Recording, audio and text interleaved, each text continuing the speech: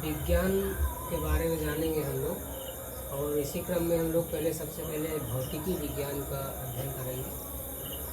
और हम लोग यह जानने में एक त्रुटि रहती है कि हम लोग हमेशा ये कहते हैं फिजिक्स का मतलब कहते हैं भौतिक विज्ञान, जबकि फिजिक्स जो है, फिजिक्स का मतलब ये होता है भौतिकी। तो हम लोग विज्ञान के बारे में जानेंगे, उसके बाद भौतिकी विज्ञान के बारे में अध्ययन करेंगे।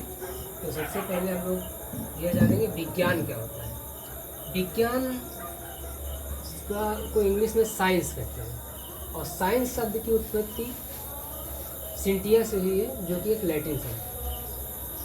जैसे कि देखिए इसमें लिखा हुआ है, लैटिन शब्द सिंटिया से हुई है, और जिसका अर्थ ज्ञान या जानना होता है। और लोग कह देते हैं कि ज्ञान को ही विज्ञान कहा जाता है, लेकिन थोड़ा हम लोग बढ़ के इसको देखेंगे।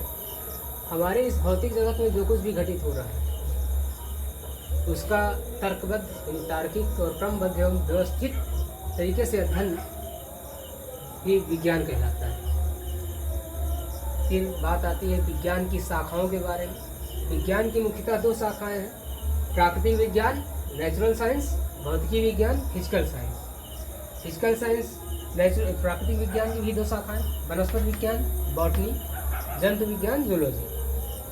भौतिकी विज्ञान भौतिकी यानी फिजिक्स, भौतिकी जिसे कहते हैं। रसायन विज्ञान को हम लोग केमिस्ट्री बोलते हैं। तो केमिस्ट्री के जनक के रूप में हम एंटोनी लॉरेंट डी लेवासियो को माना जाता है। Antoine Laurent de Lavoisier. वही भौतिकी क्या है, भौतिकी के बारे में हम लोग जानेंगे, जो हमको आगे चल के अध्ययन करना है। भौतिकी के बारे में हम लोग क्रम वाइज डेली एक वीडियो पढ़ेगी। तो विज्ञान की वह शाखा है जिसके अंतर्गत द्रव्य तथा ऊर्जा का अध्ययन किया जाता है। भौतिकी विज्ञान के जनक की बात की जाए तो सर आइजैक न्यूटन को माना जाता है। वहीं पर अगर बात की जाए कोशिका की खोज किसने की थी, तो रॉबर्ट हुक ने की थी। सर रॉबर्ट हुक ने किया था कोशिका की खोज, इसीलिए इनको कोशिका विज्ञान का जनक भी कहा जाता है।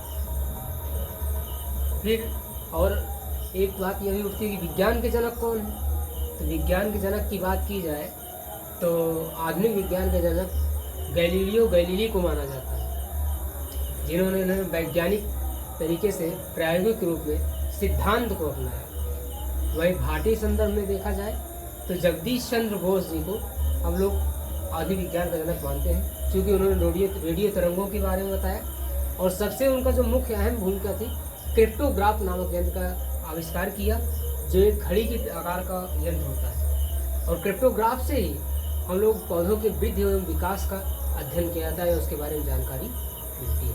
आज यहीं तक, कल दूसरी वीडियो बनेगी, उसमें हम लोग विज्ञान के भौतिकी विज्ञान के बारे में आगे पढ़ेंगे।